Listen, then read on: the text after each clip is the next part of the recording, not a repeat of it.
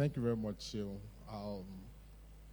Before I jump into my own, let me have a little to what my Oga just said. I was just discussing with him, actually, so that before bankers remove their hand totally from our own.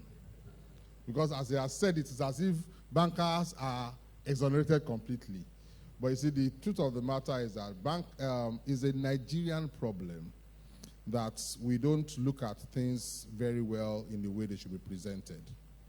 So the product itself needs to be created together with those that will use it. But what we have now is that the bankers create the product alone. Do you see the problem now? Because now they have a finance mindset, they create the product. You have a business mindset, you come with your own business. Then it now becomes a problem. The onus is on you, actually, to get the training. It's not on the banker. But the product they will give to you, from the inside recesses of what they do, they need to have contacted those that are in the business before. And I think he's doing something very wonderful. He said they're already co-creating it. That's the first time I'm hearing a banker use that word in delivering a product they want to give the masses. And I pray that it will go very well. So thank you very much, everyone. I don't have slides because when he told me that I was going to talk about the experience, I was also as a panelist. So I asked myself what primarily people would like to know. BOVAS, we started in 1980. And by that time, I was in secondary school. It was a family business, and we're putting it together. My dad was the architect and builder. My mom was the dealer, and I was the attendant. And we started pushing it. In between, I would go to school, come back. In between, I would be in school, come back.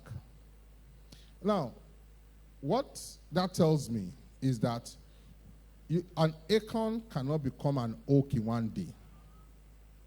One of the major challenges I see today, just like you said earlier on, is that people want to build the house from the roof. It's not possible. The foundation has to be laid. And in the time you're laying the foundation, almost nobody sees you. We've done the same thing over and over again for over 40 years. But when the rubber met the road, people started noticing the things we were doing. But at those times, people were not noticing because we could not,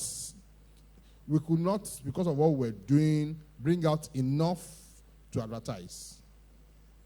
But we stuck to saying that, oh, this is what we wanted to do. The first thing I want to emphasize on is this. Whatever you're going to do, whether you're going to sell akara or sell moi moi, learn the rudiments of it. Don't because you have seen Yasikira that fried akara and send her son to America, that you too want to do so. Or because you have seen Bob say that, oh, I went there, I did this, and I got this. No. Learn the rudiments of it. We took time to learn it. We were able to ask ourselves, what does it involve? We took time to learn it. We were able to go through the learning process. I worked in every aspect of downstream oil and gas. There's none I have not worked on. Hands-on. I have people that have done the same thing and have come through our ranks. So I can sleep and you call me and tell me, and I will tell you immediately what is the problem. Do you understand? Then take into consideration there's a Nigerian factor. There's a what? Any country you are in, they have their own factor there. If you are in the UK, there's a UK factor. Abi? And we know some of the Nigerian factor that is the problem. One, our people sometimes they don't understand what to do. Two, it becomes very tough because we are simply not brought up in the way of instructions. You say, you put instruction here, go this way. The man is coming, he sees goes this way. What does he do? He goes this way. So what you have to do is put somebody there that will say, go this way. When the man gets there, the man says, goes this way. He said, no, I want to check someone there. So you must take into consideration that your locality has a mentality you must be prepared for. You understand? The locality you're operating in has a what? A mentality you must be prepared for. As BOVAS, because we are in different parts of Nigeria, I have a station in Sokoto. I cannot do some of the things I want to do there because the locality of that place does not take that mentality at all. You understand? I have several in Ibadan here. You can go in there, buy, they can greet you, they can do that. It's not the same. I have in Enugu, it's totally different. In Enugu, for the past 1 year, we've not been opening on Mondays. But almost nobody else in Nigeria knows that. When you tell them that you're not opening, they say, why? So know the business, very critical. Know the locality, very critical. Know the people that you're going to be dealing with. Know the people you're going to be dealing with. Then another thing is that empower your people. Empower your people. For us, we say it over and over and over again. It is our staff that is the king. Then the customer can be the queen. So I will treat my staff well first. Then I'll treat my customer better after. Because I have a customer-facing business. So I always try and look at it. I do the best for my customer, but I do the better for my staff. So my downstream industry, I offer the best for my staff. But I make sure that they also treat my customers right. And again, we have also seen that one thing that's also helped us again is that as at today, in everything you do, you don't only have shareholders, you have stakeholders, and they extend beyond your immediate customers. So they extend to those surrounding you. They extend to those surrounding you. So one of the things we also do is make sure that anywhere we are able to take care of people that surround us. If you see a petrol station that we have, we usually put water outside. We usually do all that. The thing we are known for most is the integrity of our pumps.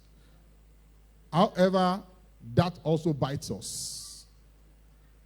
Because what it means is that we need to stay at the barest margins.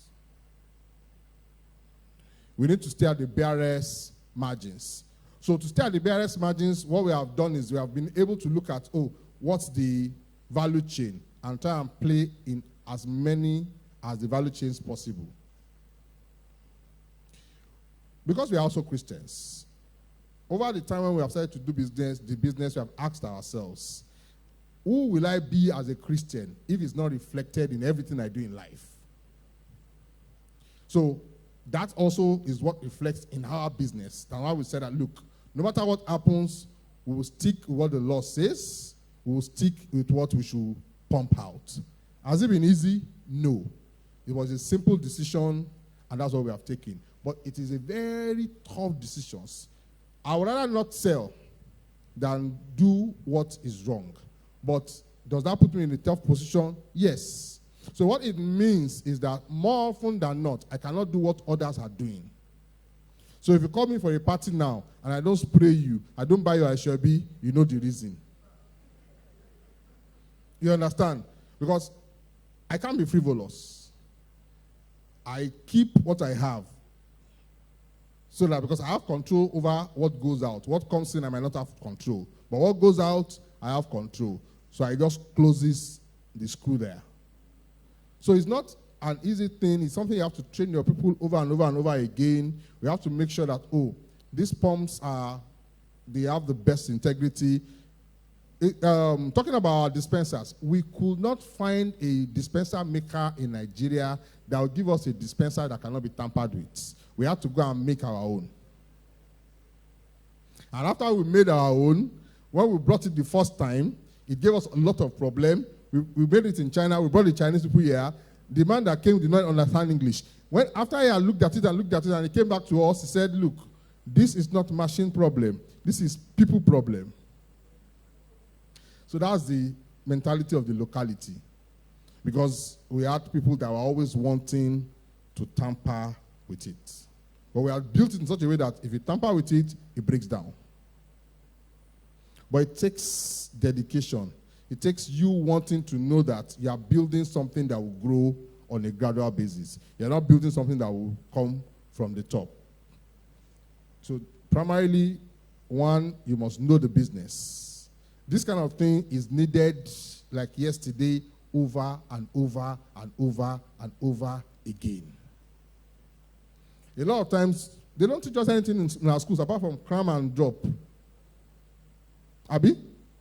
So, these are the kind of places you can learn them. You need to learn them. I tell people that you have your phone in your hand, you can learn everything you need.